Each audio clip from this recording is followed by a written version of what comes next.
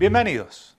En esta oportunidad vamos a conversar brevemente sobre el equilibrio intertemporal del consumidor. Esta rama analítica de la macroeconomía proviene de la microeconomía. De hecho, se conoce como fundamentos microeconómicos del análisis macroeconómico. Vamos a utilizar una serie de instrumentos analíticos provenientes de la microeconomía y tratar de agregarlos para ver cómo impactan en una economía en su conjunto, es decir, en la macroeconomía. Entre estas herramientas analíticas provenientes de la micro, vamos a utilizar curvas de indiferencia, solo que en esta oportunidad estas herramientas nos van a mostrar cómo una persona está dispuesta a sustituir consumo presente por consumo futuro, a diferencia de microeconomía, en donde la curva de indiferencia nos mostraba cuál era la tasa de sustitución que un consumidor estaba dispuesto a afrontar para sustituir el consumo de un bien por otro. En este caso vamos a hablar de un mismo bien llamado consumo en sí, digamos, el consumo tomado como un solo bien, y vamos a analizar mediante la curva de indiferencia intertemporal cuál es la tasa a la cual una persona está dispuesta a sustituir consumo presente en relación a consumo futuro. La otra herramienta que vamos a analizar es, obviamente, como podemos esperar, la restricción presupuestaria intertemporal, que nos va a marcar las posibilidades de consumo de una persona a lo largo de toda su vida. Es decir, si yo consumo todo mi ingreso actual y mi ingreso futuro en el presente, voy a poder acceder a una determinada cantidad de consumo presente.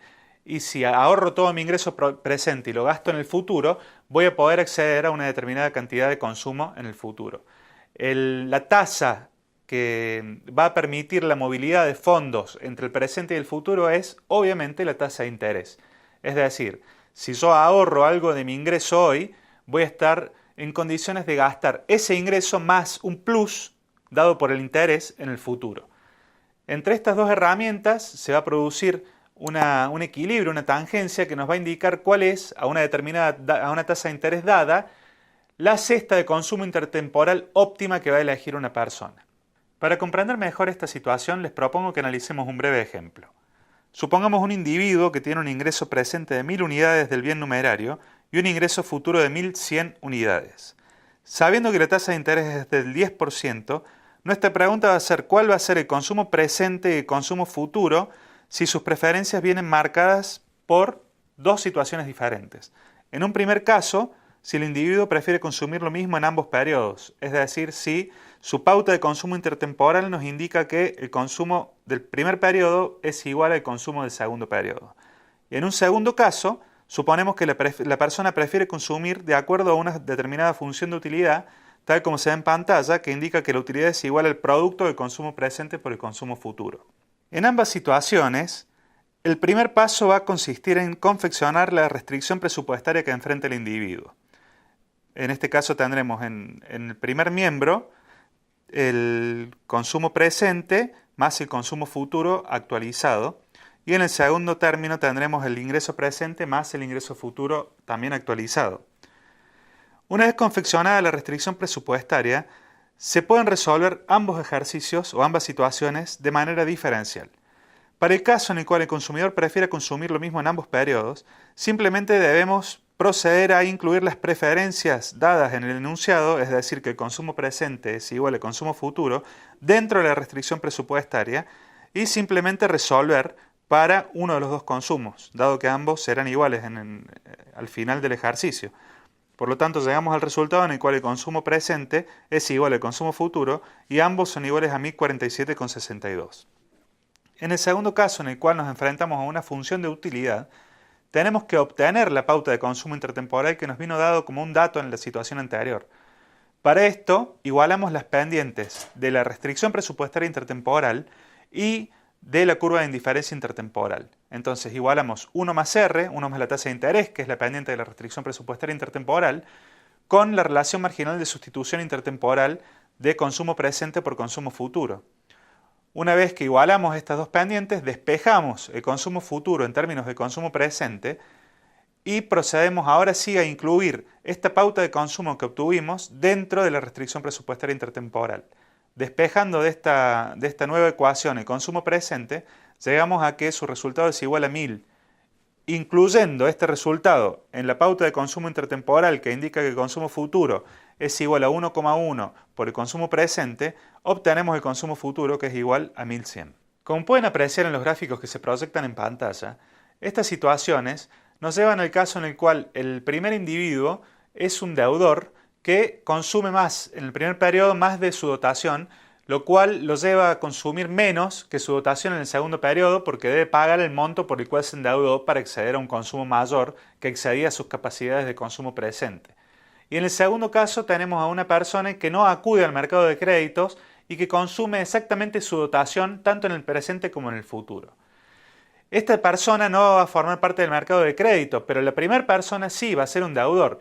Cuando miramos esta situación a nivel macroeconómico, a nivel agregado, nos vamos a encontrar con muchos deudores, con muchos ahorristas, que van a terminar conformando el mercado financiero que va a responder a una determinada tasa de interés. Ante lo cual, si la tasa de interés aumenta, nos encontraremos en una situación en la cual los deudores van a ser perjudicados y los ahorristas van a ser beneficiados, y viceversa, lo opuesto, cuando la tasa de interés disminuya.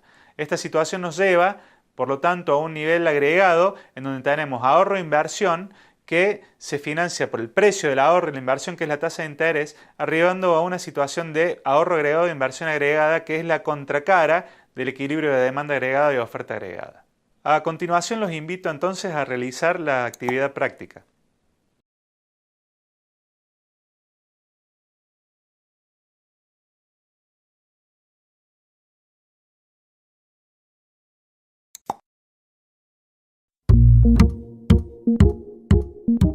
Como pueden ver en pantalla, el valor actual de consumo es igual a 1800, en tanto que el consumo futuro es igual a 990 y el ahorro agregado igual a 57,14.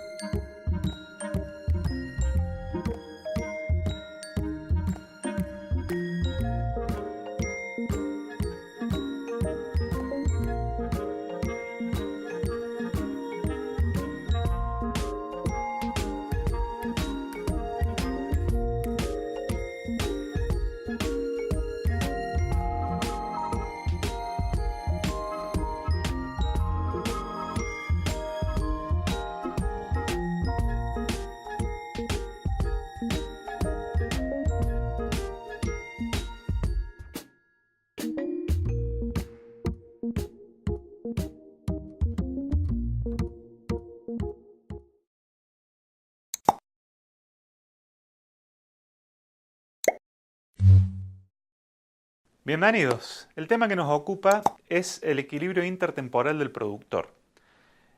Estamos asumiendo un enfoque microeconómico de la macroeconomía, por lo tanto vamos a analizar un productor representativo cuya situación procederemos a agregar para obtener conclusiones macroeconómicas de nuestro análisis microeconómico.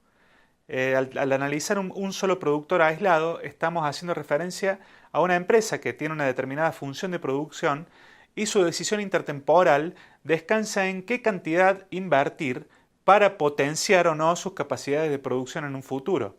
Esta decisión de inversión va a venir determinada por distintos factores, entre ellos la productividad de esa función de producción, digamos, cuáles son mis capacidades de producción y cómo se van a ver modificadas, alteradas esas capacidades de producción en base a una determinada decisión de inversión. Es decir, un productor va a invertir con la expectativa de poder producir más y mejor y de manera más eficiente en un futuro. Y el otro factor que determina esta decisión del productor es la tasa de interés, porque una empresa va a acceder al mercado de capitales para pedir los fondos necesarios para afrontar una determinada decisión de inversión, y ese mercado de capitales le va a prestar dinero a cambio de, por supuesto, una determinada tasa de interés. O supongamos que esta persona, este productor, esta empresa decide financiarse con capital propio. Ese capital, ustedes saben, tiene un costo de oportunidad que va a venir determinado también, lo vamos a llamar como tasa de interés de mercado. Vamos a hacer el supuesto en el cual el costo de oportunidad del capital propio va a ser igual a la tasa de interés de mercado. Es un supuesto restrictivo, pero que nos va a permitir enfocarnos de lleno en el análisis que tenemos en mente, que es tratar de estudiar las decisiones de inversión intertemporales de una determinada empresa. ¿Cómo se determina entonces el punto, la decisión óptima del productor en relación a sus decisiones de inversión? Bien, como todo en microeconomía, el punto óptimo se va a encontrar en una tangencia, en una igualación de pendientes, es decir, igualando el ingreso marginal de una inversión con respecto a su costo marginal. Vamos a verlo con un breve ejemplo. Como pueden ver en pantalla, un productor que se enfrente a esta función de producción a una tasa de depreciación del 1% y a una tasa de interés del 9%, va a maximizar sus beneficios y va a tomar una determinada decisión de inversión igualando el ingreso marginal de una inversión con el costo marginal de esta inversión. Supongamos, por ejemplo, que deseamos invertir una unidad de capital. La producción que logremos en base a esa unidad de capital va a venir dada por el producto marginal de capital. A su vez, podemos también vender esta unidad de capital adicional cuando dejemos de utilizarla, pero no nos van a pagar lo que vale, sino nos van a pagar lo que vale menos su depreciación, es decir, el valor perdido a lo largo de un periodo de tiempo. Por lo tanto, el ingreso marginal que podemos esperar de esta unidad de capital adicional va a venir conformada por la suma entre el producto marginal, es decir, aquella producción adicional que logro con esta unidad de capital, más 1 menos la tasa de depreciación, que es el valor residual de esta unidad de capital adicional. Por otro lado, el costo marginal va a ser 1 más R, es decir, el costo de la unidad de capital más el interés que tengo que pagar por haber accedido al mercado de créditos al dinero necesario para comprar esta unidad de capital. De esta manera se conforma esta ecuación que vemos en pantalla, en donde el ingreso marginal de capital es igual al costo marginal, y despejando la misma vamos a llegar a una expresión en la cual el producto marginal menos la tasa de depreciación va a ser igual a la tasa de interés. Completando esa expresión con los datos dados en la consigna, arribamos a que el capital deseado por este productor va a ser igual a 25. Ese va a ser el capital que el productor desea tener a esa tasa de interés, con esa función de producción y con esa tasa de depreciación. Pero no va a ser el monto de inversión que va a realizar. ¿Por qué? Porque parte con alguna dotación de capital inicial. Si suponemos que este capital inicial, el stock de capital, es de 20 unidades y estamos diciendo que desea tener 25 unidades, la inversión neta va a ser igual a 5 unidades de capital. A su vez, si a esta inversión neta le sumamos la inversión necesaria para mantener el stock inicial de capital constante, es decir, para reponer aquellas cantidades de capital que se depreciaron en un periodo de tiempo, tengo que la inversión bruta va a ser igual a 5,2 unidades. Con este ejemplo en mente y el breve repaso de los conceptos, los invito a realizar la siguiente actividad.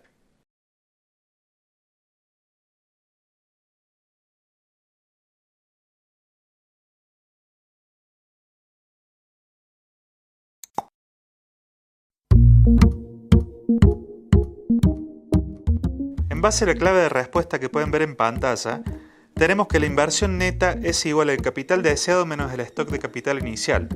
La demanda óptima de capital va a venir dada por la igualdad entre el ingreso marginal de capital y el costo marginal. La productividad marginal de capital es igual al aumento en la producción derivado de un cambio unitario en el stock de capital, mientras que el ingreso marginal de una unidad de capital es el valor agregado adicional de una unidad de capital más el valor residual descontado por la depreciación.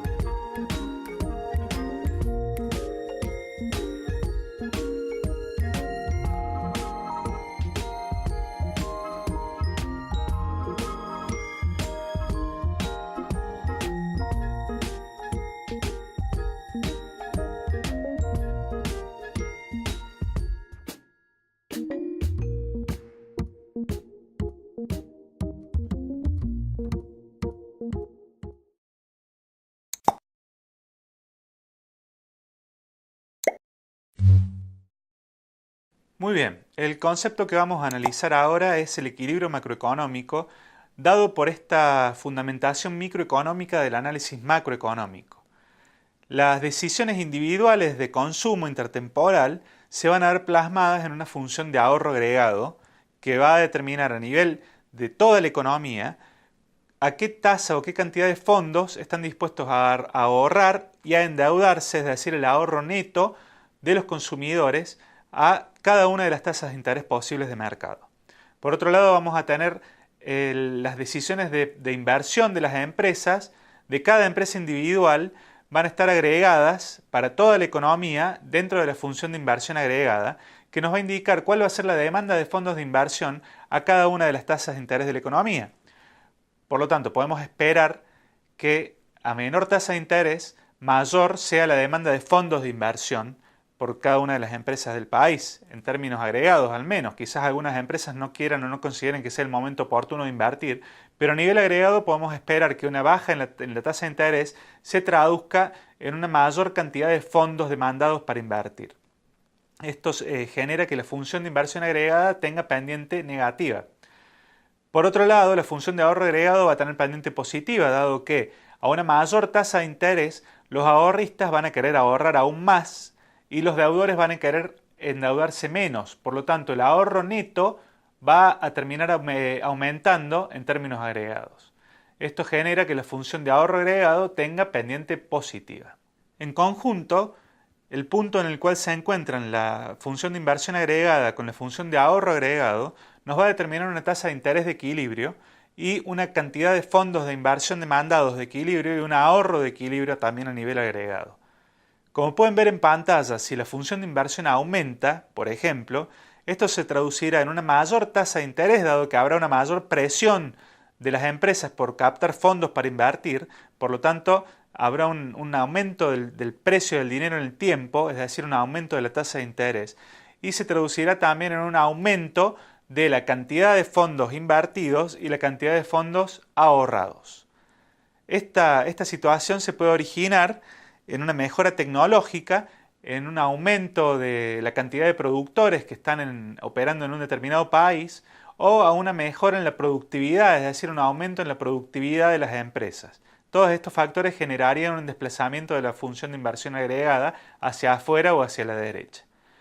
Por otro lado, como ven en la siguiente imagen, tenemos que un aumento en la función de ahorro agregado va a generar una caída en la tasa de interés, junto con también un aumento en la cantidad de fondos invertidos, porque como dijimos, si baja la tasa de interés va a aumentar la cantidad de fondos, la cantidad de demanda de fondos de inversión por parte de las empresas, y también va a aumentar, por supuesto en equilibrio, la cantidad de fondos ahorrados, digamos, el ahorro neto en la economía. Este aumento en la función de ahorro agregado se puede deber a un aumento en el ingreso presente o a una disminución en el ingreso futuro y también a un aumento del número de consumidores en la economía. Con estos conceptos en mente los invito a realizar la siguiente actividad.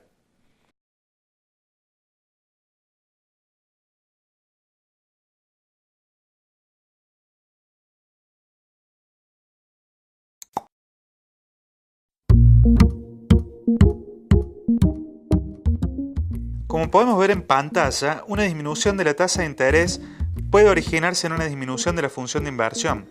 A su vez, un aumento en la tasa de interés puede tener como causas una disminución en la función de ahorro o un aumento en el ingreso futuro de todos los individuos.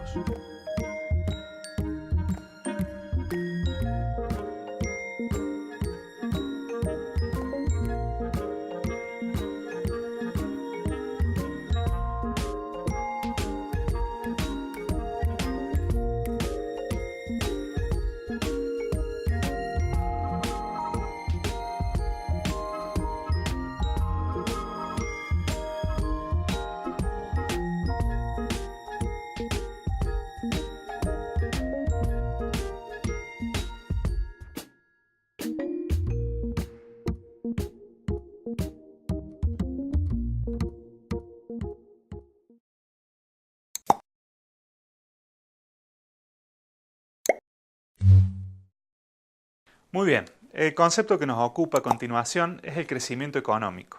Hay múltiples modelos de crecimiento en la teoría macroeconómica, pero vamos a analizar solamente el modelo de crecimiento de Solow, nombre del economista que le dio origen, que se conoce también como modelo de crecimiento endógeno, dado que los resultados del crecimiento de un país va a venir determinado por las mismas variables que vamos a estar utilizando y analizando en el modelo. Es un instrumental propio de la teoría microeconómica en donde vamos a analizar una función de producción. Esta función de producción va a venir determinada por un parámetro que capta la tecnología, el estado de la tecnología de un país, que se simboliza con la letra A mayúscula. El producto que vamos a analizar, es decir, la función de producción va a ser producción por trabajador o producción en términos per cápita. El único factor de producción que vamos a analizar es el capital por trabajador, es decir, son dos factores de producción en uno, pero analizamos esa K minúscula que que nos determina cuánto es la dotación de capital por trabajador en una economía, y este factor, que agrupa dos factores en uno, este capital por trabajador va a estar elevado a un parámetro de productividad que hemos simbolizado como alfa. De esta manera llegamos a una función de producción que nos va a decir las posibilidades de producción de un determinado país. Mientras ustedes ven un ejemplo de un ejercicio práctico en pantalla, podemos comentar que el modelo de Solow tiene una serie de corolarios interesantes para el crecimiento económico de los países. En primer lugar, el primer corolario y uno de los más relevantes indica que los países con una menor dotación de capital tienden a crecer a una tasa más acelerada que los países con dotaciones de capital mayores. Es una conclusión simple que se deriva del sencillo hecho de la ley de producto marginal decreciente. A mayor cantidad de capital, los incrementos en la productividad marginal de este capital son menores. Por lo tanto, los países con dotaciones de capital más bajas tienen productividad de capital mayores o crecen a una tasa mayor esa productividad marginal de capital que los países con grandes dotaciones de capital. Esto nos lleva a una convergencia, de hecho este efecto se llama efecto convergencia, en el cual uno de los corolarios del modelo de Solow es que eventualmente todos los países van a tender a crecer a la misma tasa, es decir, los países más pobres, entre comillas, o con menor dotación de capital, en el tiempo van a tender a igualar a los países con dotaciones mayores de capital. El otro elemento distintivo del modelo de Solow es el hecho del estado estacionario, es un concepto muy relevante, que es aquella situación en la cual el producto por trabajador deja de crecer. Es decir, pueden haber incrementos en el producto, en el PBI agregado de la economía, pueden haber incrementos en la dotación agregada de capital de la economía, pero en términos per cápita o por trabajador, según como esté especificado el modelo, la economía no crece. Es decir, se mantienen los ratios producto por trabajador y capital por trabajador. En esta situación se conoce como estado estacionario, dado que no hay más incentivos propios del modelo a que la economía salga de ese punto. Es un punto en el cual se puede considerar que estamos en el largo plazo. En esta situación, el ahorro agregado generado en la economía se agota exclusivamente en incrementos de capital necesarios para dotar a los nuevos trabajadores que se incorporan en la economía año a año de la cantidad de capital adecuada para que puedan ingresar al mercado laboral y en cubrir la depreciación del capital que se produce año a año. Es decir, insisto, el ahorro agregado de la economía solo alcanza para cubrir capital para nuevos trabajadores y para reponer el capital que fue depreciado en un periodo de tiempo. Esto nos lleva a una situación en la cual el capital agregado puede crecer, dado que está creciendo la población, pero en términos per cápita o por trabajador el producto no cambia. Esto se conoce como estado estacionario de la economía. Luego de este brevísimo repaso del modelo de Solow, los invito a realizar la actividad integradora.